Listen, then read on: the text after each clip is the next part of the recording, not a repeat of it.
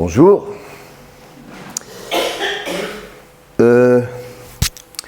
Aujourd'hui, je voudrais vous parler du premier jour du reste de notre vie, qui était un film, un très joli film, qui avait surtout un titre magnifique. Et je voudrais vous parler, en quelque sorte, de son équivalent biblique, mais qui a évidemment une portée bien plus grande, parce que dans le film, ça raconte le jour où tout a basculé dans la vie d'un homme et d'une famille, donc pour le restant de leur existence. Nous, c'est le jour où tout a basculé pour l'humanité et pour nous, en particulier les non-juifs.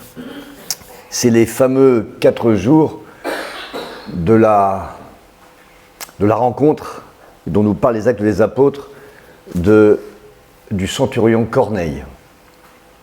Alors c'est des événements que vous connaissez, vous les avez lus, mais il m'a paru intéressant d'y retourner parce que c'est le moment, comme je disais, fondamental qui donne une raison à notre présence ici. C'est grâce à ce jour-là, à cet événement-là que nous sommes ici aujourd'hui, et ça me paraissait intéressant de s'y replonger. Alors d'une manière un peu particulière, c'est-à-dire, je ne serai pas très long, j'aimerais vous le raconter tel que je l'ai lu et tel que je le comprends, et puis ensuite nous lirons le texte tel qu'il a été écrit, comme ça nous permettra peut-être de, encore, j'espère, mieux le comprendre, mieux l'appréhender, mieux le recevoir, en l'ayant d'abord entendu comme s'il était raconté à une veillée.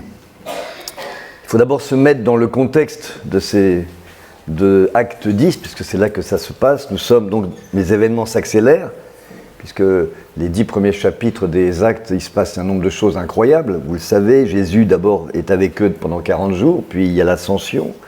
Ensuite, il y a la Pentecôte, qui est quand même un événement considérable. Donc eux, je vous rappelle que les disciples, à la mort de Jésus, disaient que tout était fini, que c'était terminé, cette aventure extraordinaire. Même ils avaient peut-être le sentiment d'avoir été floués, d'avoir été trompés, ou de s'être trompés en tout cas.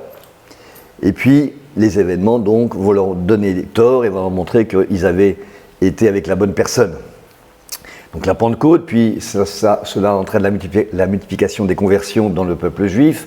Les disciples commencent à faire beaucoup de miracles. Et ils ont même une forme d'impunité face aux autorités qui les arrêtent, mais qui sont forcés de les relâcher, ou eux-mêmes sont relâchés miraculeusement. Il y a aussi le début des persécutions avec Étienne, qui est lapidé, le plus connu. Et puis il y a le début des conversions, la conversion de l'Éthiopien par Philippe, la conversion de Saül, devenu Paul. Et puis la résurrection de Dorcas par Pierre à Joppé, ce qui n'est pas rien, parce que dans les Actes des Apôtres, c'est le premier miracle post-Jésus où il est dit que donc Dorcas, qui était une croyante, est ressuscitée par Pierre. Et on arrive juste après cette résurrection, qui se passe à Joppé, justement, une petite ville, enfin un bourg pas très riche et plutôt pauvre. On arrive au premier jour du reste de notre vie, et c'est là que se présente l'Acte 10. Alors, nous sommes tout de suite mis en présence d'un centurion qui s'appelle Cornelius, ça a été traduit par Corneille, qui est un des purs de l'armée romaine d'occupation. Il fait partie, il dirige, donc centurion, c'est quelqu'un qui a 100 soldats sous ses ordres, et il est dit que c'est ce sont des soldats italiens, entre guillemets, parce qu'italien, je ne pense pas que le terme existait, enfin ce sont des pures souches de la péninsule de la Botte, parce que souvent dans ces légions, une fois que les armées s'installaient, ils prenaient les gens des régions qui venaient s'engager. Il y avait des mercenaires qui venaient aussi d'autres endroits, mais il y avait certaines centuries qui étaient composées que des natifs, si je puis dire. Et c'était une fierté de commander ces gens-là, dont on pouvait dire qu'ils étaient les purs de l'armée romaine. Et donc, il nous est dressé au début de ce chapitre le portrait d'un croyant lui et sa famille, c'est important de le dire, c'est toute sa famille, tous les gens qui vivaient avec lui, qui étaient croyants, au sens qu'il était donc à l'écoute, de par son poste, de cette religion juive, de la présence de ce Dieu, et ça l'avait touché, et lui, il y croyait, il était vraiment totalement imbriqué dans cette foi, puisqu'il est dit qu'il prie, qu'il fait les aumônes, et qu'il fait du bien au peuple juif, alors que c'est l'occupant. Et ça nous rappelle un autre centenier, celui dont il est parlé dans Matthieu 8 et Luc 7, le fameux centenier qui est un serviteur malade et qui prie Jésus de venir s'en occuper. Et lui dit même, ne viens pas, donne une parole, dis un ordre, comme moi je donne un ordre à mes soldats, et je sais que là, le miracle aura lieu. Et Jésus dit, je n'ai pas connu de personne avec une telle foi que ce centenier qui me demande d'agir pour son serviteur. On peut aussi parler du centenier au pied de la croix, qui dit manifestement cet homme était le Fils de Dieu. Donc il y avait des gens qui étaient touchés par l'ambiance religieuse, spirituelle du peuple juif, et qui étaient vraiment dans un mode de foi, de croyance. Oui, Dieu existe, oui, je dois faire attention, je dois prier, comme il est dit, et je suis donc un homme qui s'approche de Dieu, qui a envie de Dieu, qui a soif de Dieu.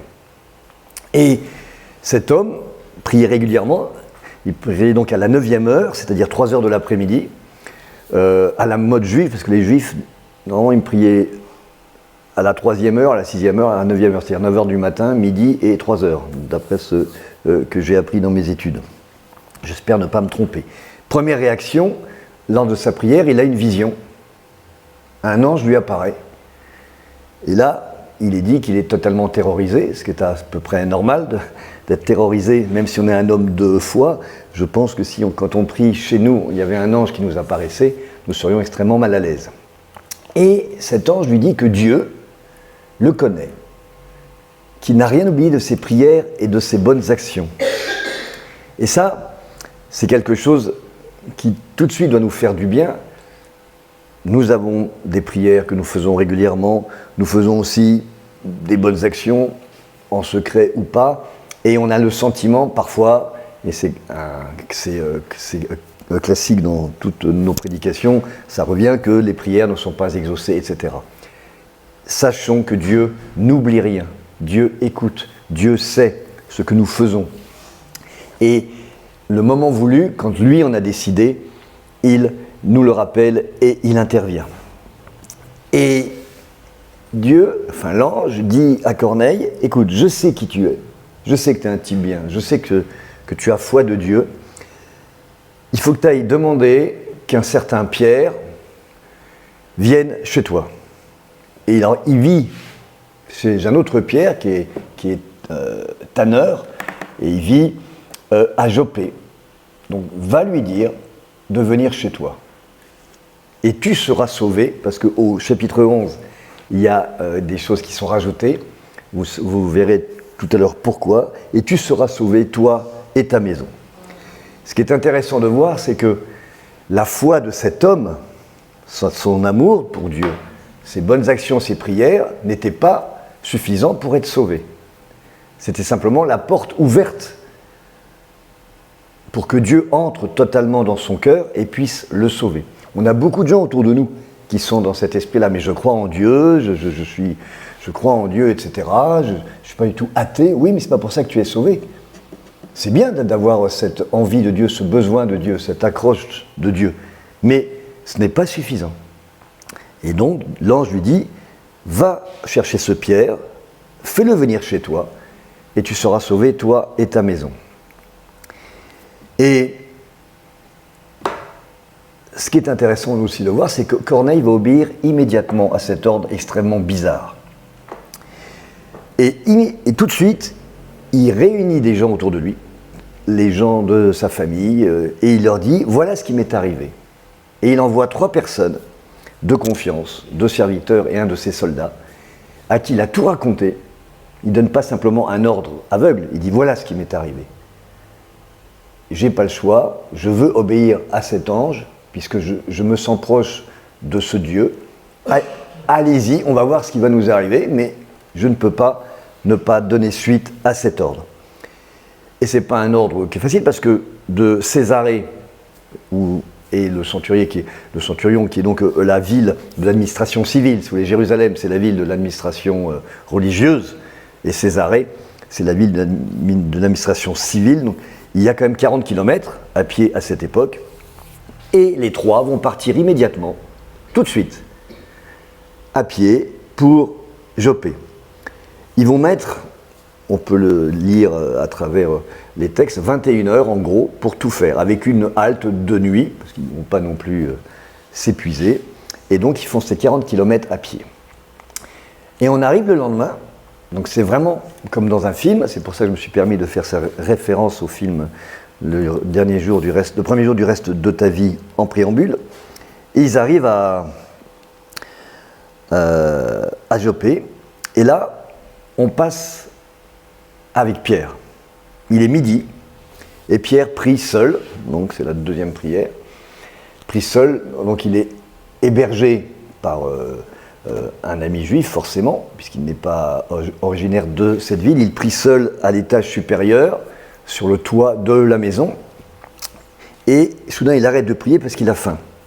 Il est midi, c'est compréhensible, il demande à manger aux gens qui l'accueillent, donc il est hors de la prière, et à ce moment-là, il est dit qu'il rentre en extase, c'est-à-dire qu'il est hors de son état normal, et dans ce moment de saisissement, il a une vision à son tour, que vous connaissez, c'est la fameuse grande nappe, où les quatre coins, et il y a tous les animaux vivants qui grouillent sur cette nappe, les purs et les impurs, selon la tradition ou la loi juive.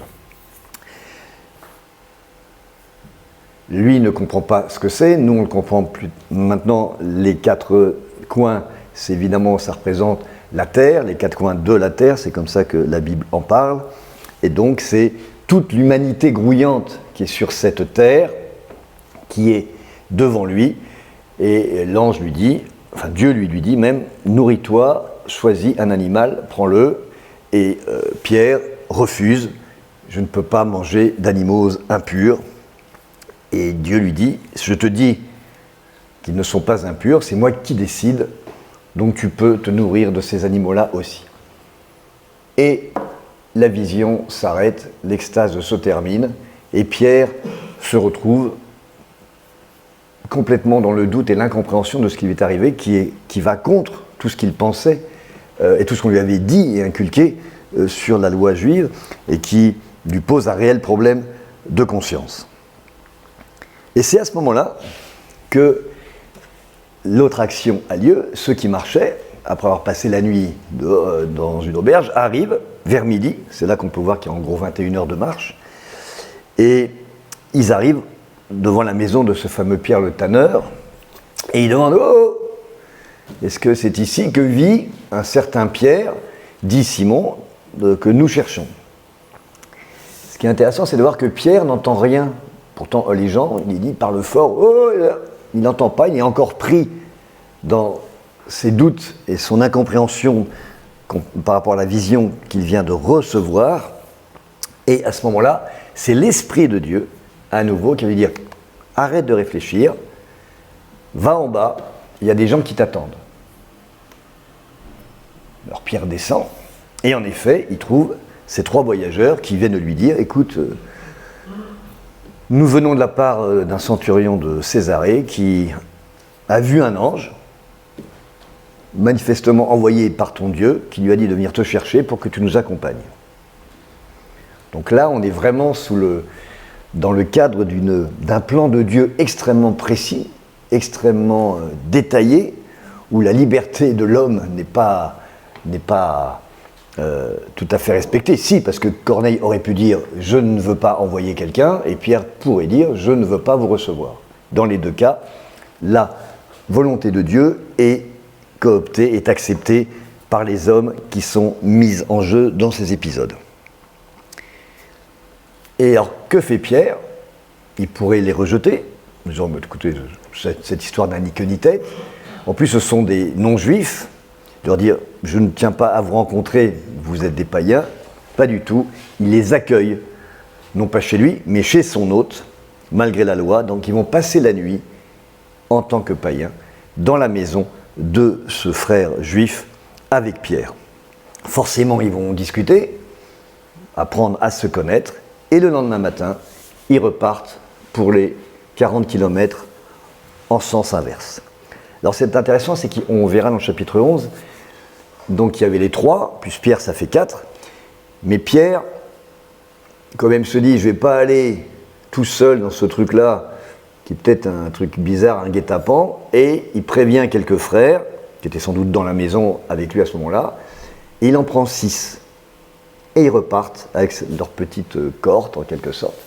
Donc 3 plus 1 plus 6, ça fait 10, et ils repartent à 10, direction Césarée.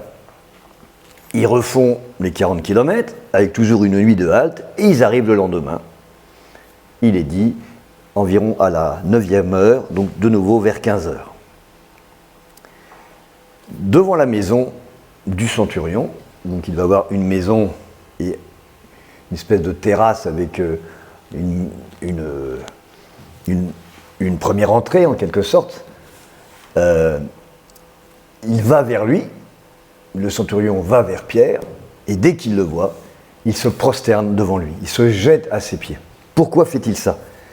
D'abord parce qu'il sait bien que lui, pauvre Romain, il a l'honneur finalement de recevoir cet homme dont il sait forcément qui il est, et que surtout c'est quelqu'un dont il sait qu'il a vu Jésus.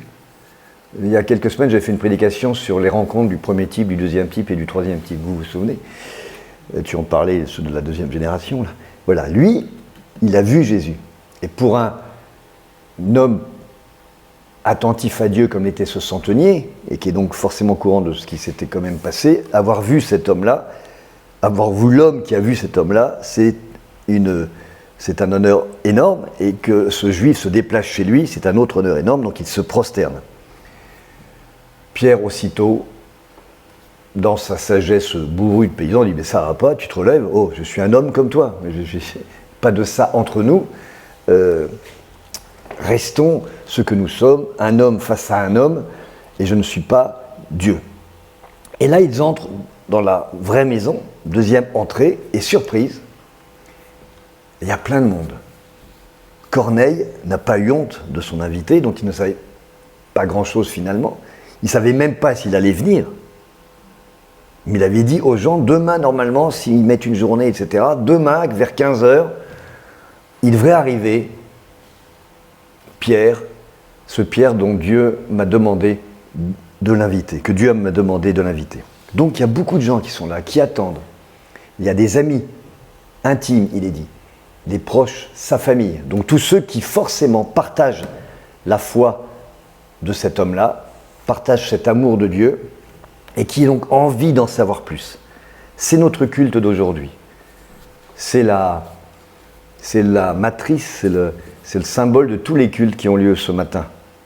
Des gens qui ont soif de Dieu, qui aiment Dieu et qui viennent, qui se réunissent pour entendre sa parole, pour savoir ce qu'on dit de lui. Et quand Pierre voit ça, voit ce monde-là, il réagit en bon juif qu'il est.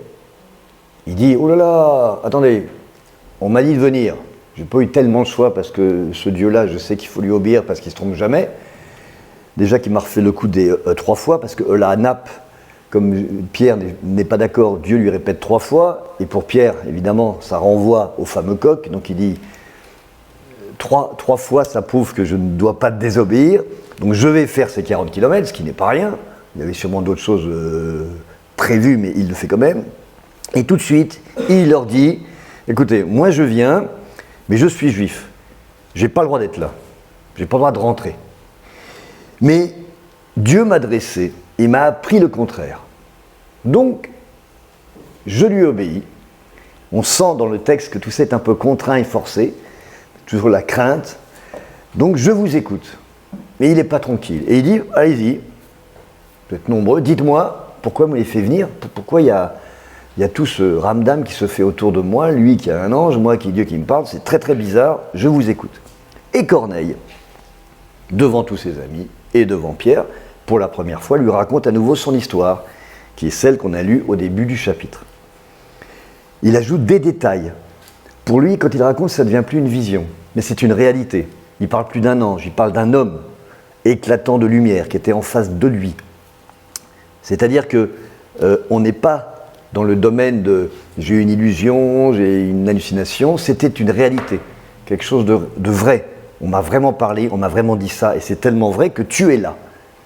Et c'est peut-être parce qu'il voit Pierre qui se dit finalement cet ange, c'était pas une vision, peut-être qu'il avait un doute quand il a envoyé ses hommes chercher Pierre. Mais là, quand il le voit en chair en os, il dit non, donc je n'avais pas rêvé, et c'était pas une vision, c'était vraiment une rencontre réelle avec cet envoyé de Dieu. Et il lui dit à Pierre, t'as bien fait de venir, ce qui est quand même assez culotté, parce qu'il sait que c'est pas, tu as bien fait de venir par rapport à moi qui t'ai donné la demande ou l'ordre de venir. Tu as bien fait de venir parce que manifestement, on est dans les mains de ce Dieu que nous aimons, toi et moi. Et c'est l'état d'esprit qu'on doit avoir au culte, à tous les cultes, maintenant et avant et après. Nous sommes tous devant Dieu pour entendre tout ce que le Seigneur doit nous dire. Et c'est ce que dit Corneille à Pierre. Il ne manque pas de culot. Il lui dit, nous sommes tous devant Dieu, on s'est réunis, pour t'entendre tout ce que le Seigneur t'a ordonné de nous dire. Quelle responsabilité pour les auditeurs et pour celui qui va parler. Quelle responsabilité pour nous aujourd'hui, vous d'être là, moi d'être ici. Parce que c'est Dieu qui est censé parler. Moi, je ne suis absolument rien. C'est vous qui êtes censé entendre vraiment ce qu'il a à dire. Et on est ici parce que quelque part, il l'a voulu. Parce que quelque part, un ange est venu chez nous ce matin pour dire « Va, lève-toi, viens au culte ». Mais on n'est plus que 12, je m'en fous, viens. Je ne peux pas aller ailleurs, non, viens. Et moi, il m'a dit ce matin « Vas-y, prends la parole ». Je ne sais pas quoi, tu y vas et tu ne discutes pas. Parce que ceci nous dépasse énormément. Et tout ce qui nous arrive dans nos rencontres entre frères et sœurs, au-delà de nos prières quand on est seul, etc., c'est à chaque fois Dieu qui donne des ordres dont on ne se rend pas compte. Mais Dieu qui nous donne ce devoir, cette responsabilité d'être à l'écoute, d'être à la parole et d'en tirer ni l'un ni l'autre la moindre gloire, mais juste de répondre à l'ordre que Corneille donne à Pierre. Vous vous rendez compte de l'inversion? Nous sommes tous devant Dieu pour entendre tout ce que le Seigneur t'a ordonné de nous dire. Et là, Pierre, entendant cette parole, il se dit « Bon, là, je vais y aller. » Donc, il rentre, et au milieu de tous ces Juifs, donc là, il est en faute totale par rapport à la loi, il va faire la meilleure prédication qui puisse exister et que ni moi, ni Emmanuel, ni Yann ne feront jamais, évidemment.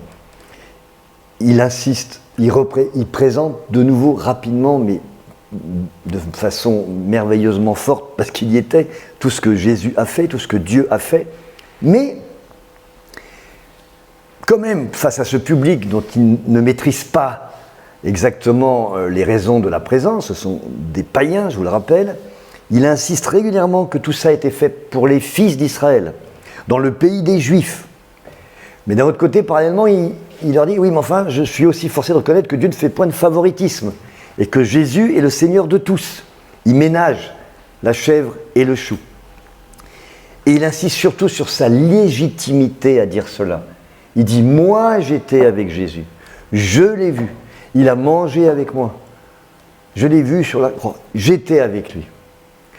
Comme nous, lorsque nous prenons la parole, lorsque nous parlons de notre Dieu à des amis, à des connaissances, nous devons nous appuyer sur notre légitimité à le faire. Je me permets de vous dire ça parce que Dieu est avec moi tous les jours.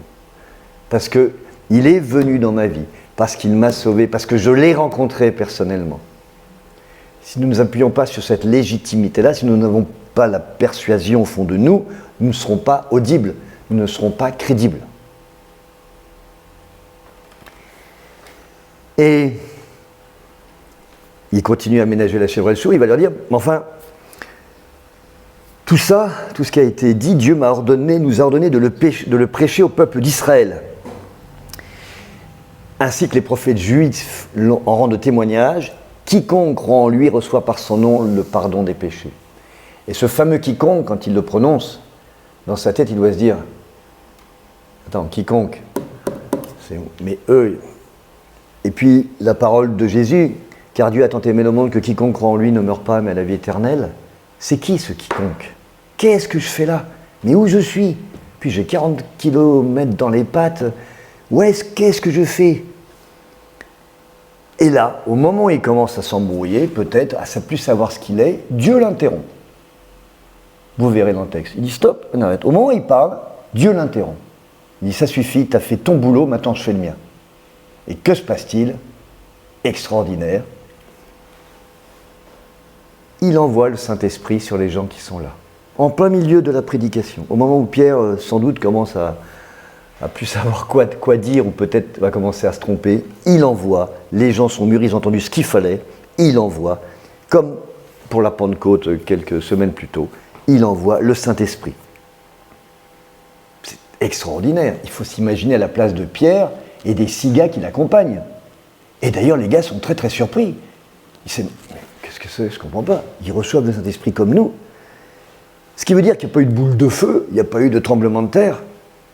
Ils savent qu'ils ont reçu le Saint-Esprit parce qu'ils les entendent glorifier Dieu dans des langues étrangères, dans d'autres langues. Alors, sans doute que Pierre et Corneille parlaient. Alors, Pierre parlait grec, je n'en suis pas très très sûr. Ça m'étonnerait, il devait parler un araméen bizarre. Donc, sans doute que les gens là-bas le comprenaient. Corneille, en tant que soldat, avait dû commencer à l'apprendre. Et là, ça doit parler en grec, ça doit parler en latin, et tout le monde glorifie Dieu. Et c'est ça, il n'y a pas de frayeur, comme quand les boules de feu étaient tombées, etc. Ils sont juste surpris, les 6 plus Pierre. Mais qu'est-ce qui se passe? Mais s'ils font comme ça, c'est qu'ils ont reçu l'Esprit. Ils m'ont interrompu, et ils glorifient Dieu dans toutes les langues. Alors, Pierre capitule. Devant ça, il arrête de parler, on arrête le magnétoscope, etc. Manu se lève, il dit je coupe, ça ne sert plus à rien. Et il dit bon, comment je peux refuser le baptême à ceux qui ont reçu le Saint-Esprit aussi bien que moi et nous, les 6 qui êtes là, discutent. Alors que dans l'Église, ça chante, ça glorifie dans toutes les langues. Allez, vous pouvez les baptiser. Et le baptême, là, devient donc la preuve devant les hommes de leur conversion, de leur nouvelle naissance. Je disais que le centenier et tous ses proches étaient des religieux, des amis de Dieu, mais ils n'étaient pas des convertis. L'acte de sauvetage, c'est quand on donne son cœur à Dieu, quand on naît de nouveau. Et la preuve de ça, c'est qu'on reçoit le Saint-Esprit. Et à ce moment-là, on va se faire baptiser, non pas comme un acte cérémonial, non pas comme un sacrement, mais simplement comme la preuve de ce que j'ai vécu et de ma nouvelle vie. Ce qui est le contraire des Juifs, que quand Jean-Baptiste les baptisait, Jean le Baptiste, enfin, etc., c'était un baptême de repentance pour les Juifs, pour qui refusent, qui renient la partie du peuple juif qui avait tué Jésus ou qui avait tué les prophètes et qui reviennent à leur amour réel pour Dieu. Et ensuite, une fois ça fait, il y avait la conversion qui était possible. Pour nous, les Juifs, les gentils, et pour ceux-ci, c'est le contraire. Le baptême n'est rien en soi. Le baptême n'est que la preuve de ce qu'on a vécu avec Dieu. Cette folle, j'allais dire journée, ces 4 folles journées se terminent ainsi. Et que se passe-t-il? Est-ce que Pierre a fait son boulot? Salut, excusez-moi, j'ai une autre prédication. Non, il reste quelques jours avec eux. parce que d'abord il doit être un peu fatigué, puis surtout il est tellement subjugué par ce qui est arrivé, tellement surpris de ce nouveau monde qui s'ouvre, qu'il n'avait jamais soupçonné, et contre lequel il s'est toujours rebellé contre Dieu, qui reste avec eux, quelques jours dans cette maison de païens. Il reste en communion, comme pour ceux qui sont allés faire ce week-end là-haut, comme on peut faire parfois. C'est pour apprendre à se connaître, pour apprendre à se comprendre, à accepter que des gens d'origine si différente partagent la même foi, la même croyance, le même sauveur. Et ça ne va pas se terminer là, parce que ces 4 jours, ça a fait du bruit, ça se sait. Et quand il rentre à Jérusalem, au bout de quelques jours, il y a Pierre, viens nous voir un peu, nous, le conseil des anciens à Jérusalem, parce qu'on a appris des trucs très bizarres là. Qu'est-ce que t'as fait là? Mais qu'est-ce que t'as fait? Tu n'en as même pas parlé, t'es parti tout de suite. T'es fou quoi? C'est pas ce que notre Dieu nous a appris. Et voilà notre Pierre qui va rendre des comptes devant les autres disciples. Et il raconte tout à nouveau. Il raconte tout. Et à la fin, il va leur dire, qu'est-ce que je pouvais faire d'autre? Il a donné à ces gens-là la même chose qu'à nous. C'est donc qu'ils sont comme nous. C'est donc qu'il n'y a ni juifs ni païens. Acceptons-le. Dieu a accordé la repentance aussi aux païens afin qu'ils aient la vie. Dieu nous a accordé la repentance à nous aussi afin que nous ayons la vie. C'est la fin des privilèges de la Révolution française, mais à la puissance 10 000, c'est le premier jour du reste de notre vie, de tous les gens qui sont nés depuis, et nés de nouveau. Et le collège des accusateurs est forcé. Et, ah ben oui, raconter comme ça, on ne peut pas contester. T'as raison. Ouvrons les portes. Et là, ils ont dû se dire, mais où on met les pieds? Mais c'est plus fort que c'est Dieu qui a tout décidé. C'est Dieu qui a tout mis en place. C'est très rare dans la Bible de voir à ce point Dieu en action. Si on relit ces 4 jours, je vais les relire pour que vous l'entendiez, c'est je fais ça, tu fais ça, on va là, on géolocalise, on met ça, tu fais ça, tu dis ça, tu te tais, j'arrive. Dieu a vraiment, pour nous, là, eu des interventions incroyablement précises, puissantes, riches, inéluctables. Et du coup, le nouveau monde débute. Et à partir de là, tout s'accélère. D'autres païens se convertissent, sont baptisés. Et à la fin de ce chapitre, on apprend que c'est à Antioche que pour la première fois, les disciples furent appelés chrétiens. Donc tout se tient. Et avant que je lise le texte, j'ai vu, donc il y avait Yann qui nous avait parlé la semaine dernière, à un moment il avait parlé de Noé qui avait été sauvé, lui et sa famille, donc ses 3 fils et les 3 belles-filles. Et en fait, ces 3 fils, il est dit dans la Bible que ce sont à partir de ces 3 souches-là que sont nées les 3 grandes familles des habitants de la terre. Alors, j'ai lu, mais ça je pense que c'est vrai parce que les gens qui l'ont écrit semblaient des gens de qualité, que l'un des 3 fils, c'était toute la population de type africaine, que l'autre c'était tous les autres gentils, et le 3e c'était toute la population juive. Et ce qui est intéressant, c'est qu'avant qu'on arrive à Corneille, on a juste avant la conversion de l'Éthiopien, juste après la conversion de Saül, et là la conversion de Corneille, qui représente finalement que en quelques jours, en quelques semaines, le plan de Dieu, à partir de j'ai sauvé la race humaine avec les 3 fils de Noé, qui ont repeuplé la terre en ces quelques jours des Actes des Apôtres, eh bien, je redonne une nouvelle vie aux descendants, aux représentants de ces 3 races, de ces 3 souches, qui peuvent passer au plan suivant, qui est celui de la Renaissance avec Jésus. Donc, j'espère que cette histoire que vous connaissiez, j'ai essayé de vous la raconter différemment pour qu'elle rentre plus dans notre quotidien, pour qu'on comprenne ce qu'elle entraîne comme vérité quotidienne pour eux et donc pour nous. Et maintenant, j'en ai pour eux, ça veut dire 5-6 minutes, je vais vous lire le texte et peut-être l'entendrez-vous d'une façon plus riche, enfin plus réelle pour vous. Donc c'est acte 10. Non. Moi j'ai la version nouvelle édition Louis II, nouvelle édition de Genève, donc autant qu'on ait la même, si vous voulez la suivre. Il y avait à Césarée un homme nommé Corneille, centenier dans la cohorte dite italienne. Cet homme était pieux et craignait Dieu avec toute sa maison. Il faisait beaucoup d'aumônes au peuple et priait Dieu continuellement. Vers la 9e heure du jour, il vit clairement dans une vision un ange de Dieu qui entra chez lui et qui lui dit « Corneille !» Les regards fixés sur lui, ses idées froides, il répondit « Qu'est-ce, Seigneur ?» Et l'ange lui dit « Tes prières et tes aumônes sont montées devant Dieu. Et il s'en est souvenu.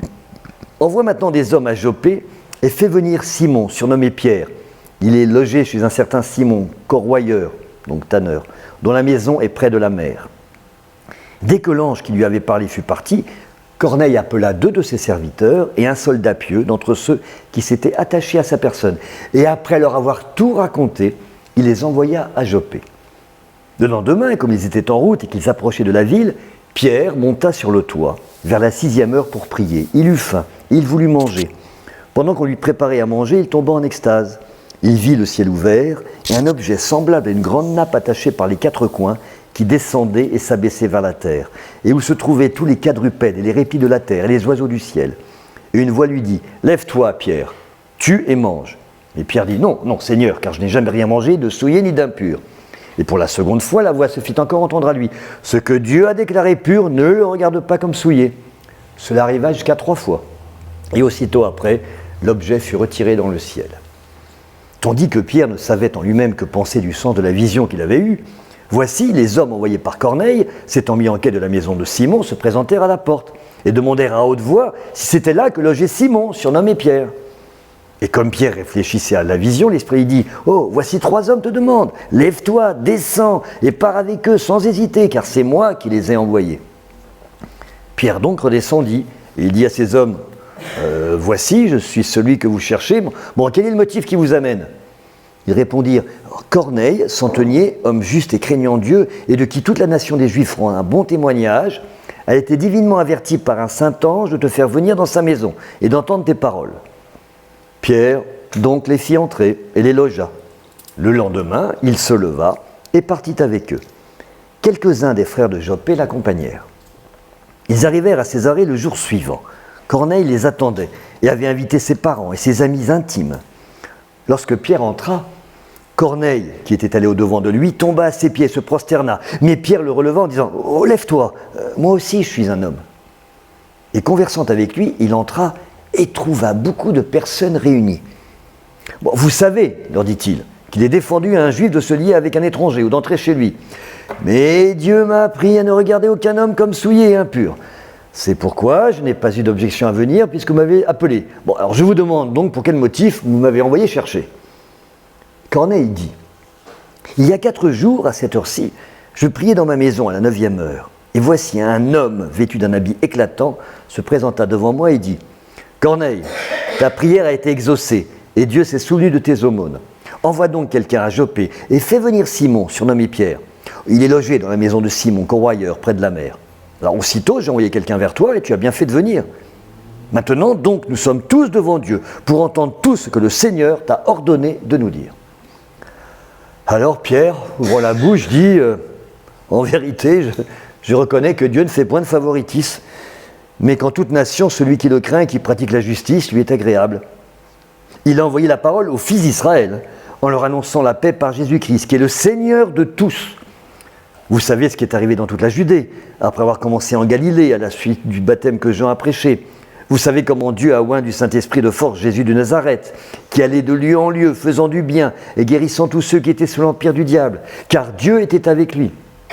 Nous sommes témoins de tout ce qu'il fait dans le pays des Juifs et à Jérusalem. Ils l'ont tué en le pendant au bois, et Dieu l'a ressuscité le 3e jour. Il a permis qu'il apparaisse, non à tout le peuple, mais aux témoins, choisis d'avance par Dieu, à nous qui avons mangé et bu avec lui, après qu'il fut ressuscité des morts. Et Jésus nous a ordonné de prêcher au peuple, et d'attester que c'est lui qui a été établi par Dieu, juge des vivants et des morts.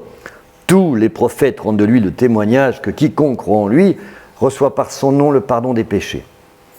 Comme Pierre prononçait encore ces mots, le Saint-Esprit descendit sur tous ceux qui écoutaient la parole.